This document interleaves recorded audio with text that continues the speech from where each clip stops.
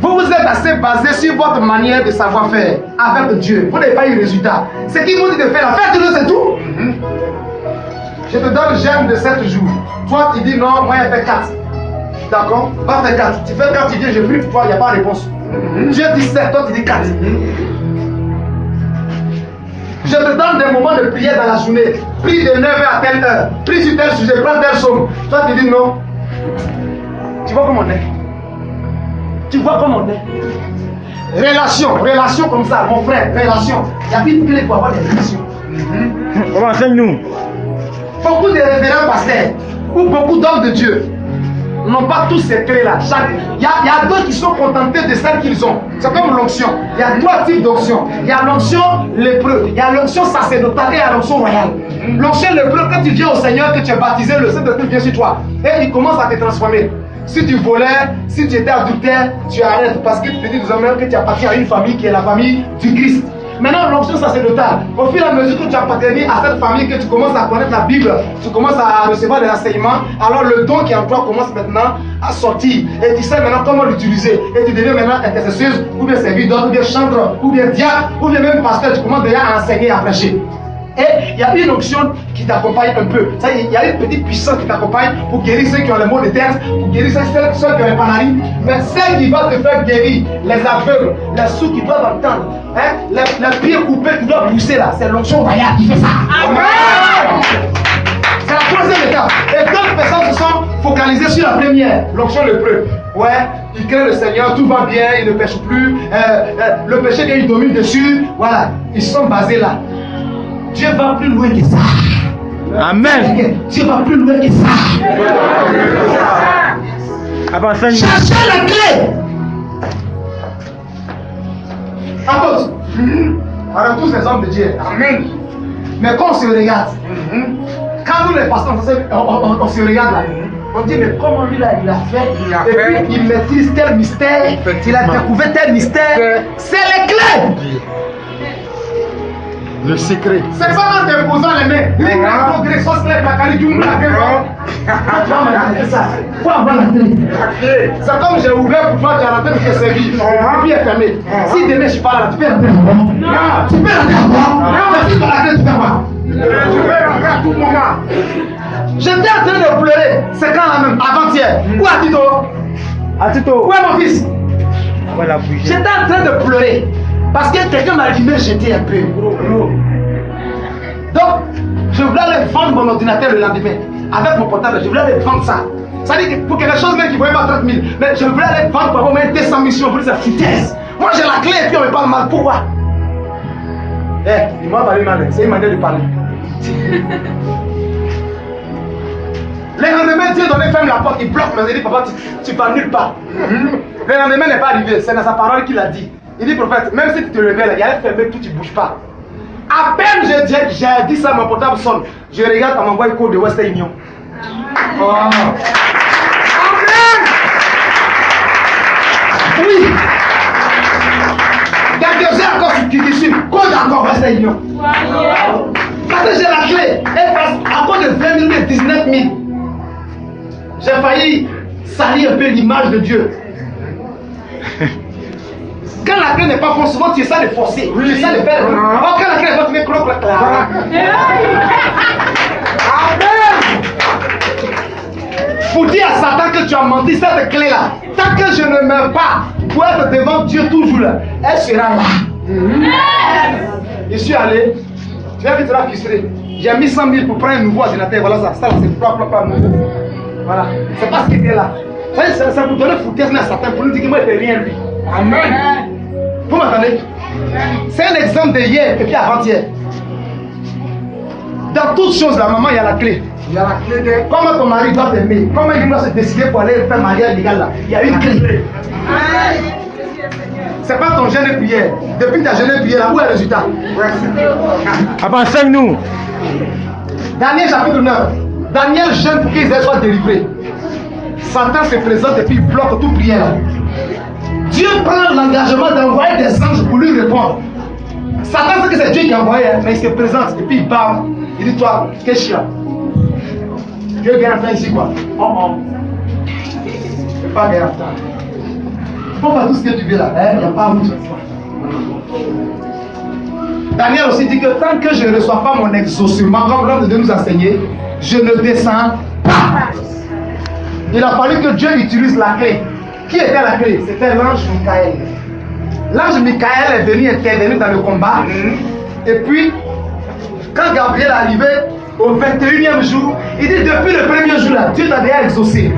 Mais Satan nous a bloqués. Donc tu peux aussi avoir la clé. Et puis Satan aussi va s'opposer à toi pour t'empêcher, pour te faire croire le contraire. Alors que ce Dieu il t'a déjà exaucé. Mesdemoiselles, mesdames et messieurs, il y a la clé de la régénération. Tu veux devenir jeune, il y a la clé de ça. Moïse avait 80 ans, mais il était assez vivant comme un jeune de 20 ans. Amen. Hein? Tu m'entends? Abraham aussi avait 85 ans là-bas. Son frère Lot, il y a eu par là-dessus. Il était vieux pour aller combattre depuis la victoire. C'est là qu'il a payé 10 ans avec ses élèves. Il y a la clé de régénération. Tu veux?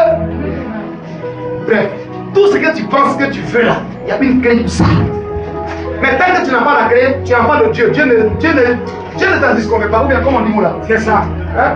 Non, non, non. Dieu ne dit pas que non, il ne t'aime pas. Il t'aime bien sûr. Mais pour avoir accès à ça, il y a un prix à payer. Toute clé, on ne donne pas ça cadeau. Il y a un prix à payer. Qui a payé le prix? C'est pourquoi Jésus lui a donné. Il n'a pas donné aux autres. Parce que les autres là, ils ont parlé comme s'ils n'avaient pas l'argent pour payer. On dit que quand il a dit vous-même là, et tous sont dus. Parce que d'après eux, ils n'avaient pas les provisions pour payer. Qui a payé? Bien aimés frères et sœurs, la clé ouvre et puis est ferme. Tu es d'accord avec moi? Je suis convaincu que dans ta vie, il y a des événements que tu as vécu que tu ne veux plus jamais les revivre. Tu peux avoir une clé ce matin pour les fermer de façon définitive. Et puis elles seront définitives. C'est la vérité. C'est pas moyen, c'est vrai. Il y a aussi des choses que tu as eues à présent, tu ne veux pas les perdre. Il y a les clés pour conserver, pour condamner ça. Le sel est une clé. Amen, oui. Dans l'ancien temps, il n'y avait pas congélateur, il n'y avait pas frigo. C'est avec le sel on se servait pour conserver quoi?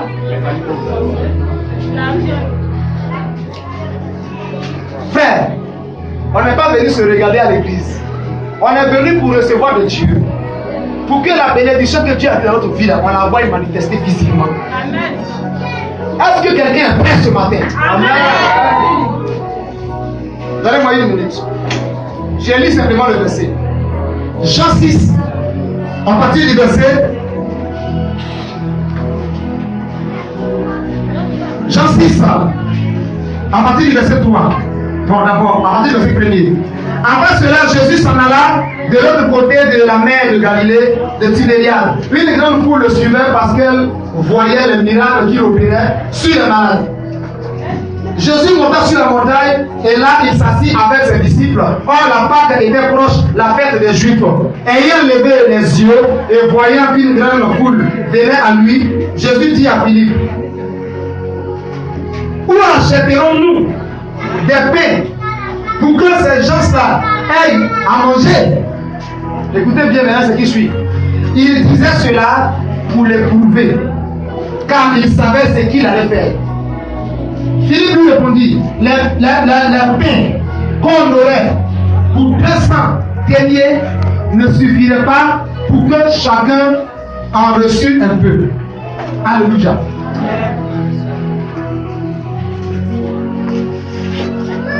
Tu as faim, non? Est-ce que quelqu'un a faim comme ce matin? Il y a la clé pour ne pas que ton sac guérisse se vide. Il y a aussi la clé pour ne pas que ton compteur de courant là, tu puisses payer 20 000 au lieu de payer 10 000.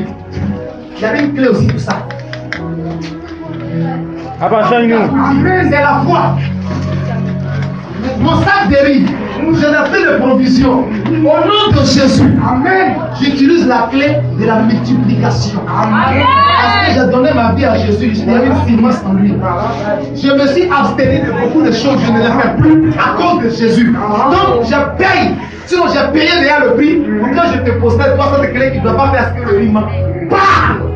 Amen. Oui là, tu as puisé. Tu as puisé. Tu as puisé. Tu as puisé. Tu as mis 5, tu as mis 6, on avait vu ça. Papa, enseigne-nous. Amen. C'est pas des discours. Que tu sois enfant, tu sois jeune, maman, femme, tu peux faire des exploits plus que tu ne penses. Amen. Alors qu'est-ce qui se passe? Là, Jésus savait que l'impossible est là, selon les hommes. 5000 personnes, d'autres pas 7000 personnes. Ils ont fait, ils doivent manger.